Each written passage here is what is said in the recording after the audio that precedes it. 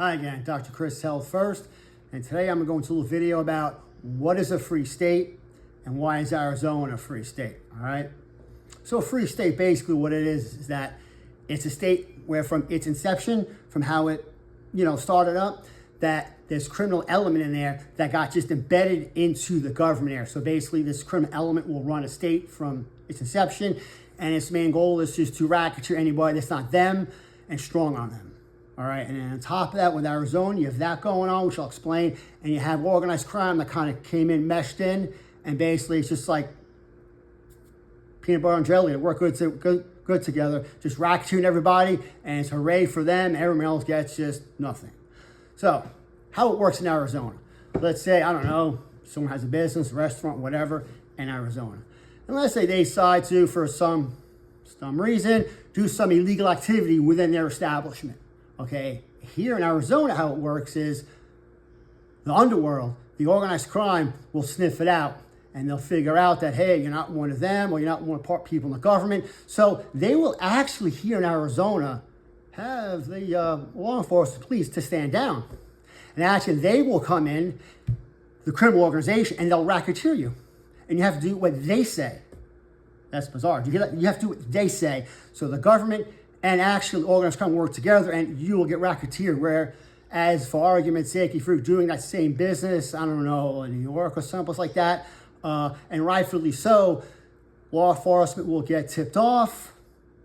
There'll be a sting operation. I don't know, whatever happens, jail time, whatever, but that's how that works. So in here, most of the time, that gets overlooked, and you have to win with organized crime here. But you see, it even goes deeper than that here. Just from being here for so many years and talking to people and hearing stories firsthand about someone talked to, what happened to one of their friends or their family, it is known here that most organized crime here is big, obviously, in contracting. They can steal a lot of money, they can move money around, whatever. But a lot of contractors are known out here. You give them money, they build a home, and a lot of times the homes here are subpar. Now, obviously, if that contractor is just a nobody, whatever, go through the process, probably get some, all your money back, whatever. But a lot of the contractors here have some sort of a criminal element, organized crime behind them. And then, like I said before, the organized crime works with the government here from its inception, which I'll explain how that works out here. So basically, they work together. So when you seem like a legit builder, they'll build. And a lot of them will have these big operations here, so they get money for new homes. A lot of people will not get their homes built. And since that company is, tied to some organized crime, which that organized crime is tied to the government here, you're SOL. The company will change hands, change name, all the shell companies here. And Arizona is known for a lot of shell companies. And you'll never get your money back, and the government doesn't even care to know about a thing. Obviously, you don't even have to go that deep. You can just turn the TV on, look at the web, whatever genre of organized crime somebody's in, and they're in witness protection, they can just walk freely and use their name, and it's like witness protection state. Why? Because the criminal element runs the state. So witness protection really means nothing if you are within the organized crime.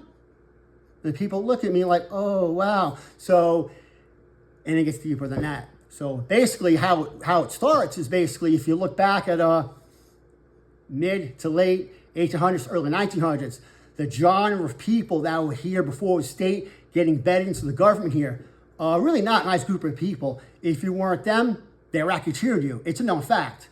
So basically, right around that time, late 1800s, early 1900s, people that were here embedded in the government decided to just,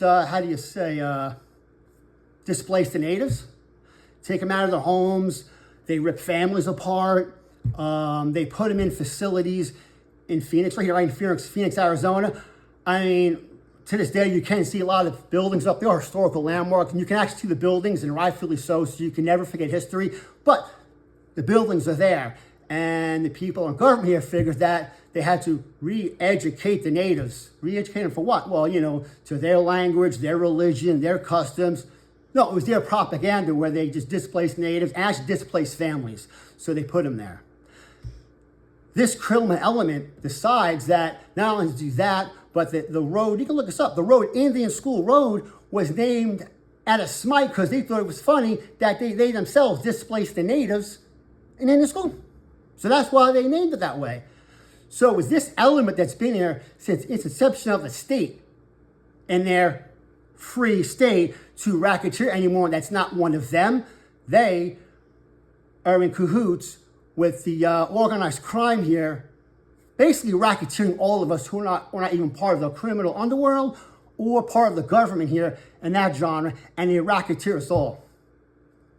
I'm Dr. Kurtz, and check the website at healthfirstac.com or YouTube at Quest Knowledge 33. Have a great day.